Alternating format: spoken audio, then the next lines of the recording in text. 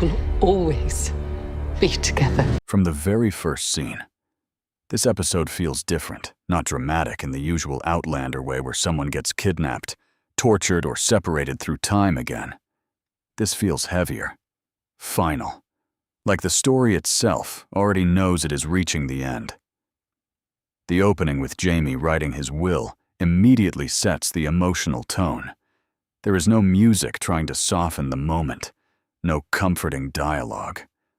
Just Jamie Fraser quietly preparing for death. And that is what makes it devastating. Jamie is not panicking. He is not trying to escape fate. He simply accepts what might be coming because for this entire season, he has lived under the shadow of Frank Randall's prophecy. Frank's historical records claimed that James Fraser dies during the Battle of Kings Mountain. And unlike previous dangers, this one feels impossible to outrun because history itself already says it happened. Jamie knows it. Claire Beatulaire knows it. The audience knows it.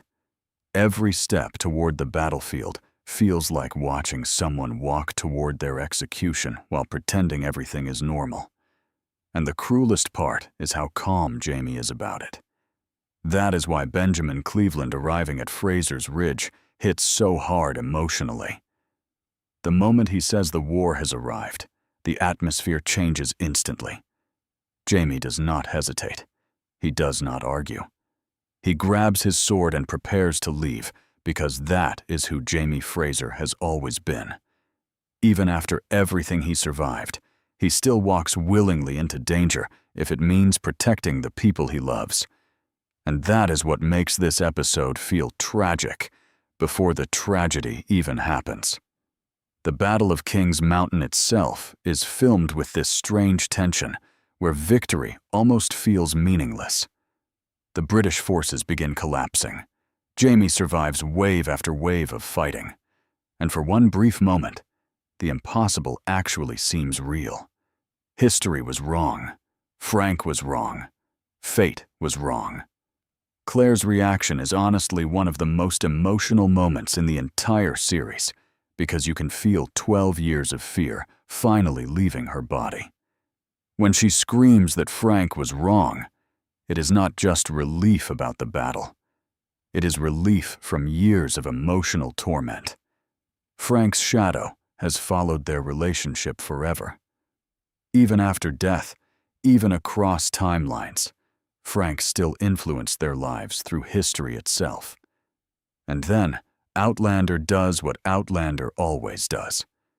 The hidden pistol twist is brutal precisely because it feels unfair. A surrendered British commander somehow still has a weapon hidden on him. After the battle is already over, after victory is already secured, he pulls the gun and shoots Jamie. What makes this moment so effective is not just the shock. It is the silence afterward. Jamie falls. Claire freezes. Time almost stops around them. There is no heroic music, no dramatic speech, just horror. Because after everything Jamie Fraser survived, this is how he might die? Not during the height of battle, not in some legendary final duel, but from a hidden pistol fired by a man who already surrendered. Roger telling Claire to run only makes the scene more heartbreaking, because Claire refuses instantly. She does not even consider saving herself. Instead, she walks directly toward Jamie and lies beside him on the battlefield. That moment transforms the entire finale from a war story into a love story again. Suddenly, the battle does not matter anymore. Politics do not matter anymore. Time travel does not matter anymore. The only thing that matters is that Claire refuses to exist in a world without Jamie. Every major moment from their relationship flashes across the screen. Their first meeting, their separations, their reunions, the pain, the longing, the impossible distance they crossed again and again just to find each other. It feels less like a recap and more like the show itself, remembering its own life before dying. At first, it looks symbolic, like grief physically transforming her in real time. But longtime viewers immediately recognize the deeper meaning because this moment connects directly back to the Cherokee prophecy from Season 4. Years ago, a healer told Claire she would come into her full power when her hair finally turned white.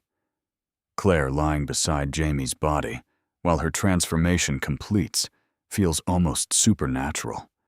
And when both of them suddenly gasp awake at the same moment before the screen cuts to black, the episode intentionally refuses to explain what really happened. The biggest secret in the Outlander finale is not Jamie getting shot. It is not Claire's white hair. It is not even the possibility that Claire somehow used supernatural healing powers. The real hidden detail is the way the finale quietly reveals that the entire story may have been one endless loop from the very beginning. And the clue was sitting in the first episode all along. Back in the original Outlander premiere, Frank Randall sees a mysterious Highlander standing outside in the rain, watching Claire through a window. That moment became one of the show's oldest unanswered mysteries, because nobody ever fully explained who the man was or why he was there. For years, fans debated theories. Was it Jamie's ghost? Was it a spirit crossing time? Was it symbolic? The finale finally answers that question, and the answer changes everything. The Highlander was Jamie. But what matters is not just the reveal itself. It is the context surrounding it. The finale shows Jamie returning to that exact moment in time, standing outside the window, watching Claire before her journey through the stones even begins. Suddenly, the entire series folds in on itself. Jamie is present at the beginning and the end simultaneously. Past and future stop feeling separate. Instead, the story becomes circular. And then, the show adds another layer. Jamie walks toward Craig na Dun, touches the stones, and blue forget-me-nots bloom beneath them. Those flowers are not random decoration. They were there the first time Claire traveled through time, which means the finale is heavily implying that Jamie himself may somehow be connected to the very event that started everything. Not directly causing it, maybe, but spiritually tied to it in a way the show never fully explains. Because Outlander has always balanced between historical drama and supernatural destiny. The time travel rules were never completely scientific. Emotion, love, memory, and fate always seemed connected to the stones. And the finale leans into that idea harder than ever before. This could mean Jamie's spirit exists outside normal time. It could mean certain moments are destined to repeat forever. Or it could simply mean Jamie and Claire's love became so powerful that it transcended time itself. And honestly, the finale works precisely because it never gives one definitive answer. But there is another hidden detail that people are overlooking. Frank Randall. Claire shouting, "Frank was wrong," sounds simple on the surface. But the finale subtly suggests Frank may not have been completely wrong after all. Notice the wording in the history book. A James Fraser dies at King's Mountain. But history is messy. Records are incomplete. Names repeat constantly.